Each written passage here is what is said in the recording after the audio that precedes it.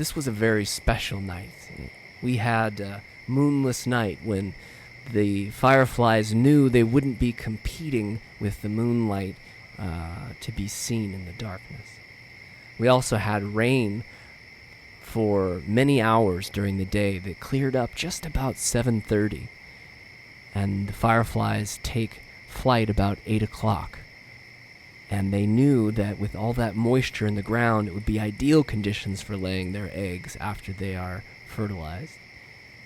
So the males took flight in the humid air, and it was really a perfect night.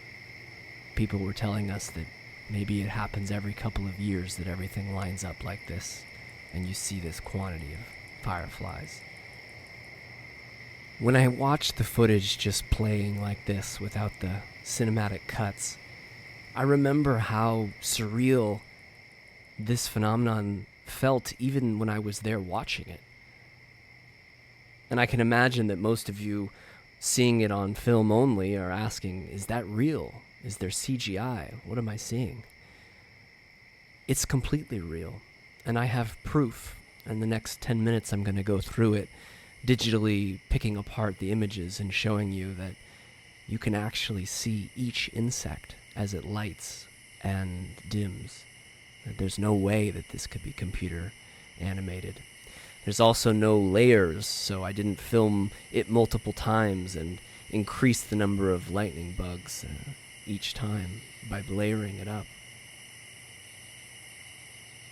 This is a single exposure in real time. I didn't even speed it up or slow it down because I wanted to be true to life in the pulsing speed that they flash their lights. In fact, the only thing I really did was just adjust my shadows and highlights a bit, just kind of color balancing. Very minimally processed. You can see I didn't even crop. Generally, the shots are very wide because I didn't want to distort in any way the magic of this scene.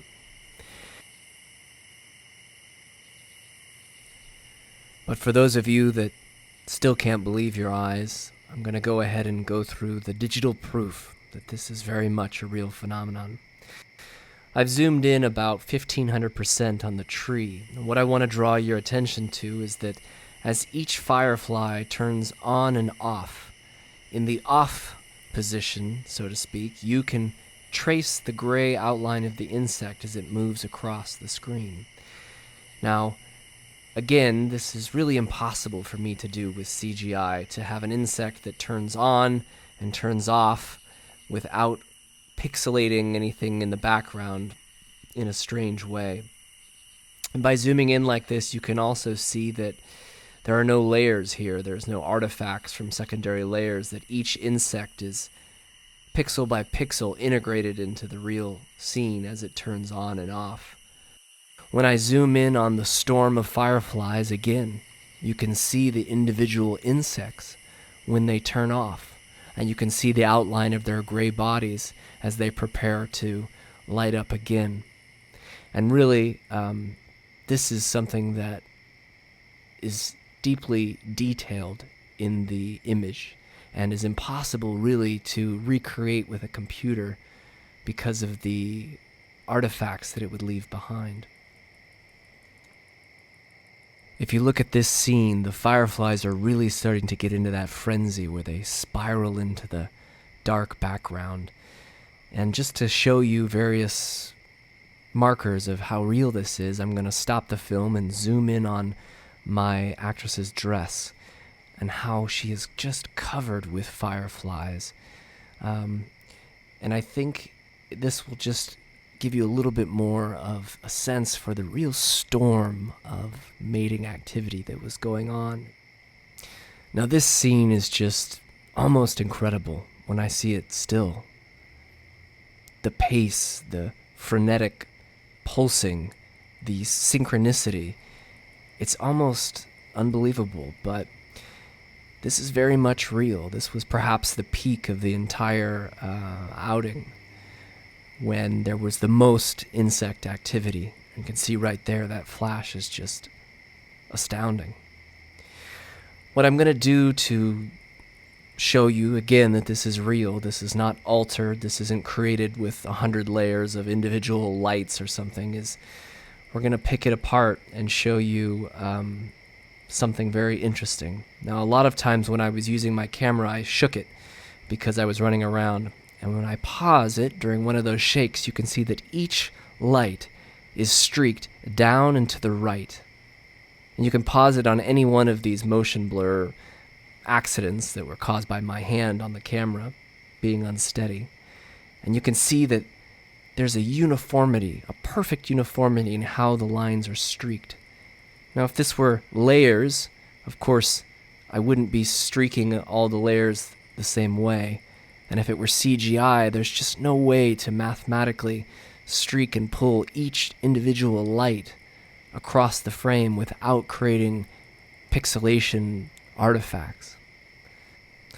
Another thing I'll draw your attention to in these shots are the uniform bokeh. That is, when my camera is out of focus, all of the lights are simultaneously and uniformly out of focus together, showing that they can't be filmed on different layers because I would never be able to reproduce the exact same out of focus light for each layer.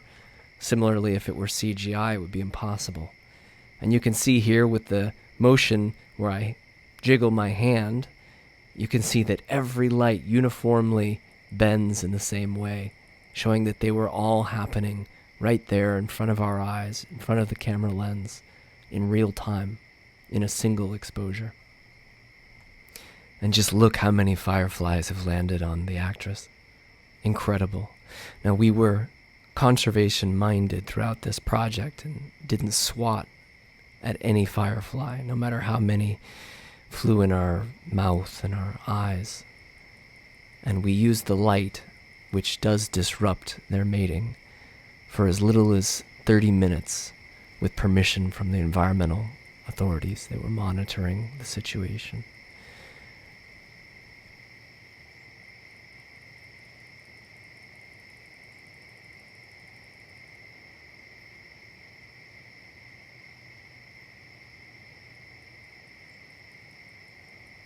And here I am behind the camera for a few minutes, just for a memory of how I looked and felt that night. And just an incredible joy of having something come to fruition that was such a vague inspiration.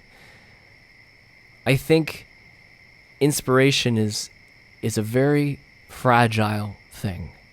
And when I had the daydream of this project, came about because of two things that inspire me very deeply: the beauty of women and the beauty of nature. But these things inspire me in a very fragile way, and to tell you the truth, when I had to spend the money and the time and the energy and go out and make this happen, I almost didn't do it. There's so much resistance in the mind. I think that you have to just start walking when you have an inspiration like this. Just start typing in Google to book the flight. Start saving the money. Start doing what you need. If you start to hesitate and doubt your inspiration, they die. How many of my ideas have died without expression? Many. And I'm learning little by little that you must go after them immediately, or you will run out of time. Inspiration to create new art, inspiration to take new chances, new adventures, to speak to new people. These are sacred moments of inspiration. I've learned that inspiration is incredibly brief and incredibly fragile. And almost immediately when it comes into existence in your mind, there are doubts. Most often strong enough that they stop you from taking action. And this project was really a reminder to me to daydream, to let inspiration into your life, but also to be resolved that you will take steps immediately towards your vision. And many more projects like this I plan to bring to the light. If you are a naturalist, if you are a filmmaker, and want to work with me, please get a hold of me on Instagram. I am always looking for actresses to be in my natural films. I'm looking for people to work with, to inspire me, and please get in touch with me on Instagram.